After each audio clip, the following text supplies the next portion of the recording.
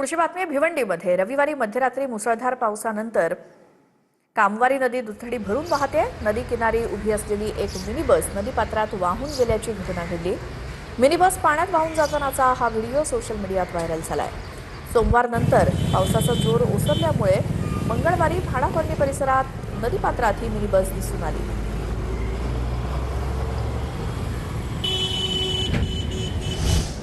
इकडे पुण्यामध्ये भिडे पूल अजूनही पाण्याखालीच आहे। भिडे पुलावरची वाहतूक आज देखील बंदच आहे। काल अनेक वाहनं पाण्यामध्ये अडकून पडली होती। सध्या बॅरिकेडिंग करून रस्ता पूर्णपणे बंद करण्यात आलाय।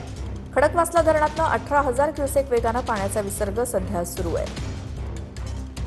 पुण्यातल्या डेक्कनच्या नदीपात्रामधला भिडे पूल जो आहे तो आजही वाहतुकीसाठी आपल्याला बंद पाहायला मिळतो। सध्या आपण पाहतोय की भिडे पुलावरून अजूनही पाणी जे आहे ते सुरूच असल्याचं आपल्याला चित्र पाहायला मिळतंय। त्यामुळे नदीपात्रातला दोन्ही रस्ते जे आहेत ते बंद करण्यात आलेले आहे, कारण नदीपात्रातल्या दोन्ही रस्त्यांवरती आपल्याला पाणी आलेलं पाहायला मिळतंय। दुसऱ्या बाजूला आपण पाहतोय की हॉटेल्सचे आपण पाहतोय या परिसरामध्ये पाणी शिरल्यामुळे या परिसरामधले हॉटेल जे आहेत ती सुद्धा या ठिकाणी बंद ठेवण्यात आलेली आहेत। खडकवासला धरणामधून जवळपास 18,000 क्युसेक वेगानं पाण्याचा विसर्ग जो आहे तो केला जातोय।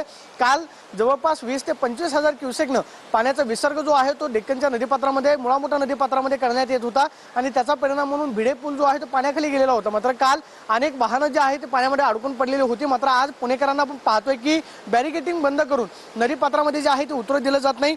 खडकवासला धरण क्षेत्रामध्ये जर कदाचित पावसाचा जोर असाच राहिला तर आज पुणे जिल्ह्यामध्ये घाटमाथ्यावरती मुसळधार पावसाचा इशारा जो आहे तो हवामान विभागाकडून देण्यात आलेला आहे। Camera person Sushant Raut, Pradeep Kapse, TV9 Marathi, Pune.